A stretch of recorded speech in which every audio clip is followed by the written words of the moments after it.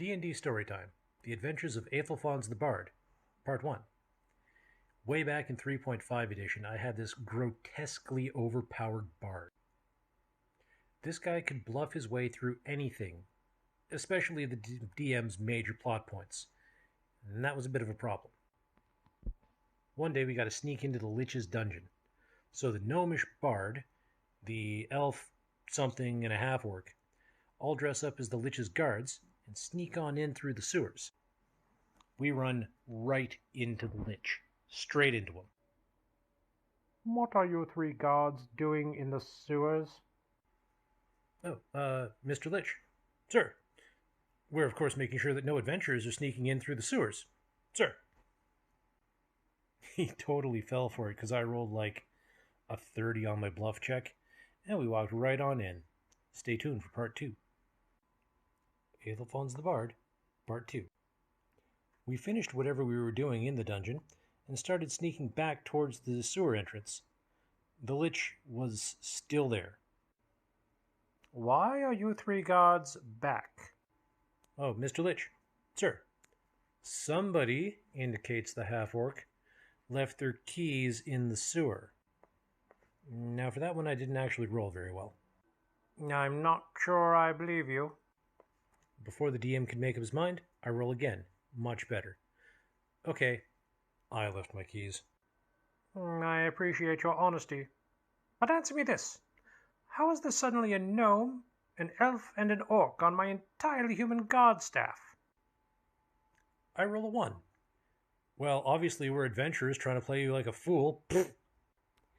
And finally the DM could have his major plot point happen.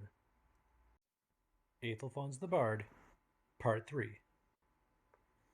Sometime later, we have a new player join the party. He's a barbarian. He doesn't understand the non-combat classes. So our players are doing your usual player thing. We've got some guy unconscious wrapped up in a carpet. We're dragging him towards the disreputable side of town. Some helpful guardsmen of the town show up and rightfully want to know what the hell we think we're doing. The barbarian's getting ready for a fight, but the gnomish bard walks out, smiles at the guard, and explains, "Bachelor party." Oh, well, carry on. And the barbarian realized that's what bards are for. Aethelfonz the Bard, Part 4. This grotesquely overpowered bard had all of his points in bluff and diplomacy. He could convince you left is right, up is down, The Last Airbender was a good movie, but he has nothing in sense motive. He will believe anything that you tell him. Aethelfonz is going to meet the party's new business associates. They're in a crypt. They're all sitting in coffins, wearing opera cloaks, drinking a very dark red wine. The party would like to know why we're going to be working for vampires. Vampires? Are you guys vampires? No, we are not vampires.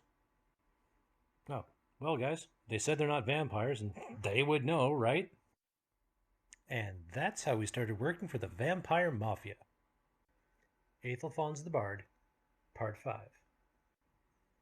The upstanding Transylvanian gentlemen that they're now working for, who are definitely not vampires, they said so, are trying to get a particular man run out of town because he sells garlic. Supposedly it was moldy garlic. This is definitely in the public interest. So Aethelfonz the Bard goes to the town square and sings this rousing song to get everyone fired up about why they need to run the garlic seller out of town. I went so far as to actually write the song, and thank the gods it's been lost to history. Because I went so far as to actually write a song, the DM decided that the entire town rioted. This garlic seller was just minding his own business 1 minute, next he's tarred and feathered and kicked out of town. It's such a shame that the DM's plot said, "Free the town from vampires." D&D Storytime, Aethelfonz the Bard, Part 6. As a gnome, I have very little carrying capacity. As a bard, I can make other people carry my stuff for me. So out of my vast adventuring wealth, I get myself a wagon, a couple of oxen, and a guy to drive the cart, and a couple of mercenaries to look after my guy driving the cart. We clear out some wizard tower, and there's literally more treasure than I can carry. So I head over to the window, and I cast dancing lights like a signal flare. A few minutes later, my staff arrive and start carting away my share of the treasure. By the time the rest of the party's caught up, my staff have already prepared camp, set up my tent, got dinner going, and opened up a bottle of mead. If the other players want to sleep in the dirt, that's fine, but Aethelfonz is a rock star.